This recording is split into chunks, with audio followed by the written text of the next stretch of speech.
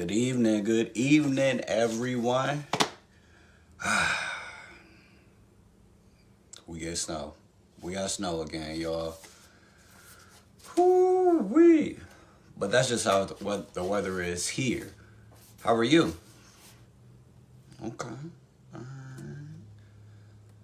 So, tonight, to close out Black History Month, I'll give me a second to sip my water.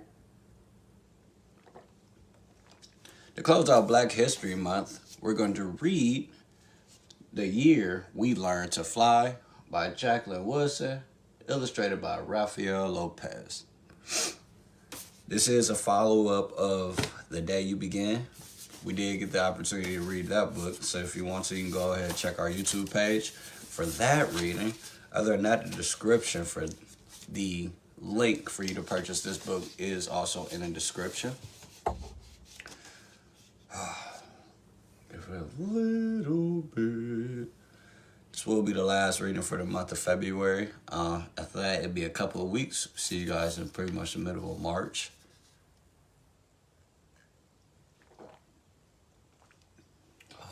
Gulping like crazy.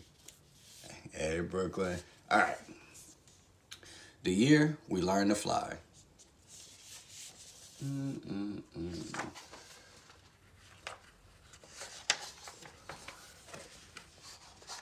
All right. That was the year we learned to fly. That was the spring when the rain seemed like it would never stop and the thunder boomed so hard. We weren't allowed to go outside.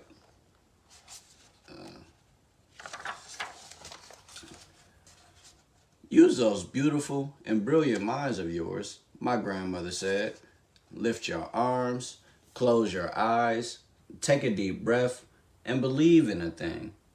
Somebody, somewhere, at some point, was just as bored as you are now.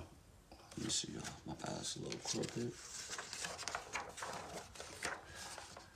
So my brother and I closed our eyes, and for a few minutes that first day, we weren't stuck in our apartment anymore.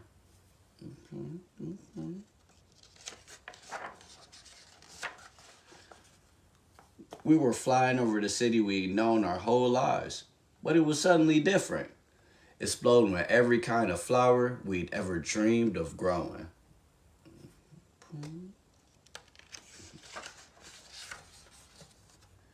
That was the summer we learned to fly, when my brother and I couldn't stop fussing with each other over whose turn it was to wash the windows, to feed the dog, to clean the kitchen.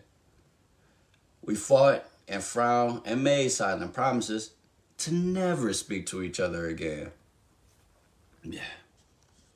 For those people who got siblings, we told each other we wasn't going to talk ever again, all the time. My grandmother said, lift your arms, close your eyes, take a deep breath, and stop being so mean about everything. Somebody somewhere at some point was just as mad as you are now.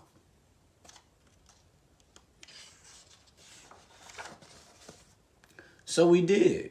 And as the soft wind took us out over the city and past the windows of kids who hadn't yet learned to fly, my brother and I reached for each other's hand, flying and diving and laughing and leaving all of our mad far behind us.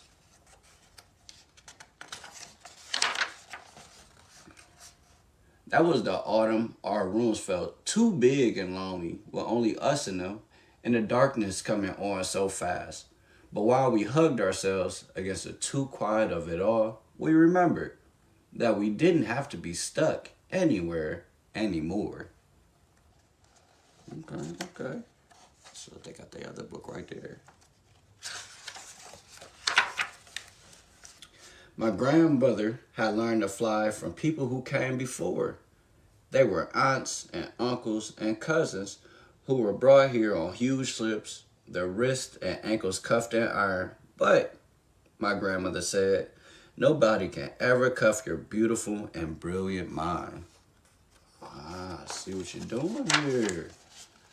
So our people learned to fly, she said. They dreamed a thing and made it happen. Closed their eyes and flew away home. Lift your arms, my grandmother said. Close your eyes. And remember, somebody, somewhere, at some point, had to figure out they could fly.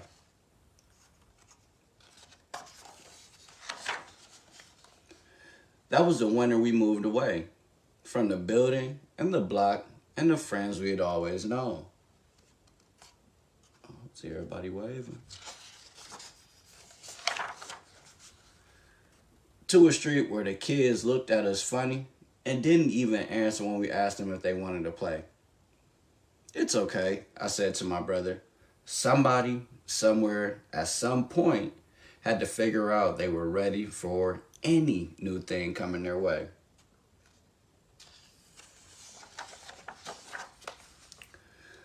So like the people who came before us, we lifted our arms even higher, closed our eyes even tighter, breathing in even deeper, and flew the way we'd always known how to, free as the aunties and uncles and cousins who'd come before us, free as our own beautiful and brilliant minds.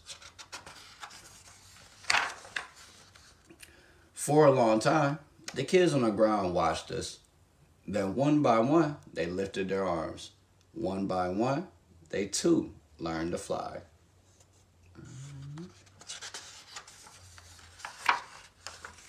Oh, and that was it. Looks like she does have something at the end. The first time I read The People Could Fly, American Black Folk Tales by the brilliant Virginia Hamilton, I realized that through her beautiful story, I was learning to fly. Not with wings, but with words.